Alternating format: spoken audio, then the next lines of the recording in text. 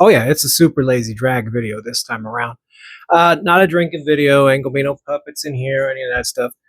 We just had a really crazy week, essentially last week, and it all culminated essentially on Sunday. So I thought I'd share with y'all a quick little recap while I have a little vodka lemonade. And so about a little over a week ago, 2 weeks ago, my mom for her birthday decided to get herself a car, which after her accident in January, I was a little concerned about, but she felt comfortable enough getting a new car, so she did, and ended up getting lost and wound up in Benson and had an accident when she was in Benson, crashed into a ravine and was missing for like a day. Uh, we ended up getting a silver alert out and found her. She ended up at a hospital in Benson where she was there for a couple of days to recover.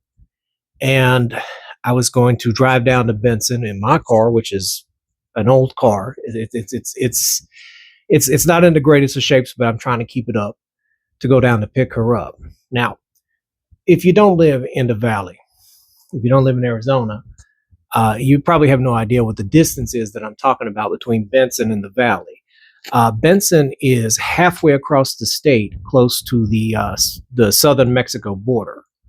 It's around over 150 miles, and if you're going on I-10, it's roughly about a 4.5 to 5 hour drive if you don't take breaks to and from, all the way around round trip. It takes about 2 hours plus to get to Benson from the East Valley. Now, I pretty much burnt out most of my credit cards, making sure that I got the tires ready for this trip, the oil checked, everything good to go, because I had to pick my mom up from Tucson a week earlier because of getting lost, and she was going back to get her car from a tow company, and the car started acting up on the way back.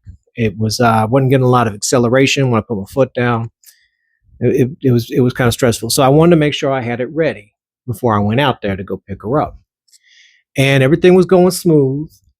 We got almost all the way to Tucson before I started to notice that I wasn't getting pressure anymore when I put my foot on the gas and I was losing speed. So I parked the car to let it rest a minute, thinking that maybe that might help.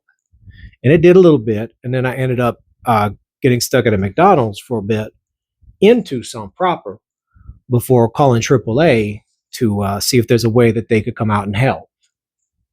Notice pauses in here. That's because I'm collecting my thoughts to try to explain it, because I didn't write any of this shit out. I'm just telling you what happened. Well, they tell me that they can tow us back to the valley, no problem. But I still need to go pick up my mom. She's at a hospital all the way out in Benson. So I say, you know what? I think I'm going to try risking taking the car to Benson and then see if y'all can pick us up by the tow in Benson and take us back, since the tow was essentially free because I'm a member. And they said, okay, call us back when you get there. We'll try that. So we did. And we got that car going as much as we could to get all the way out to Benson, which is still about an hour away from Tucson. And it was supposed to be 75 miles per hour. The car just would not get up to that speed because of how many hills there were. And that thing was screaming like a banshee the whole way down. We finally managed to get to the hospital where they were getting her discharge papers up. And I told them that my car is messed up. There's no way I could drive it all the way back to the valley, and that we're waiting on a tow. We just need to wait there for the tow, no problem. And they said, well, unfortunately, because we've already discharged her, you can't wait here. And they gave us a bunch of options of places we could wait, including a Denny's down the road. So begrudgingly and nervously, we drove down to the Denny's to wait there. Because my mom had been in an accident and missing for a day in her car, she lost some muscle mass and wasn't able to keep her legs underneath her to get out of the car into the Denny's, and she ended up collapsing in the parking lot. And we ended up getting her back into the car and finding a shaded place where we could recall the tow company, thanks to the help of some of the people inside the Denny's, which was very kind of them. Shout out to those people at Denny's. They were very kind of y'all to do that for us. We finally managed to get a tow company to come out and pick us up. That was going to take us back to the valley. Unfortunately, the cab was too high for my mom to get into, and it was too unsafe and too hot for her to be in the car as it was being towed. So we had to find a ride back to the valley. We went through 3 different apps because it's out in the middle of nowhere now. There ain't nobody out there. And we managed to eventually find somebody that was able to drive us back to the valley. And they were an absolutely phenomenal driver. Shout out to Shari. You were absolutely phenomenal. And I thank you so much for being there, driving us back, keeping us calm, being friendly. And when we got home, about halfway driving back home with Miss Shari, um, I forgot that I had not taken off my house keys from the keys before I left because I was in such a hurry. My mom was in a state of distress. I was hot out. I was trying to keep her cool and comfortable while we waited for about an hour for this tow truck to show up. And in the confusion, I forgot to take our house keys off. So when we got home, we called maintenance to see if they could possibly, because we live in an apartment, see if they could possibly come down and open the door for us. But apparently, it's against company policy to open doors for residents when they don't have their keys.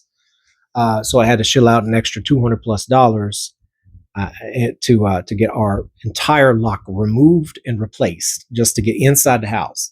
Now I left at 10 that morning. We didn't get home until about 9, and Miss Cherie was nice enough to stay there with us the entire time until she made sure that we got inside. Which is, by the way, if you're ever in that area and you're doing Lyft, if you get a Miss Cherie, absolutely phenomenal driver, one of the best drivers I've had. Very compassionate, very empathetic, very rare out here. So I do very much appreciate that. Thank you again. But yeah, we finally got in. It was about 10 o'clock by the time we got into the house proper. It was just one of them crazy days. Just it literally was like living through a road trip movie. I know that sounds tacky to say, but it literally was an odyssey. It was quite an odyssey. And we finally did find out what's going on with my car.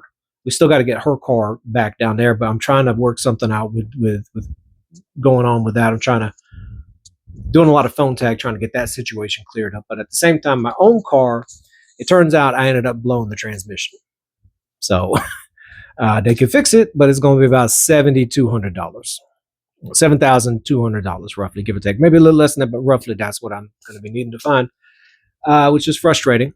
Yeah, but every penny that was spent, I mean, I'm pretty much financially fucked right now. I've got maybe $35 to my name, give or take.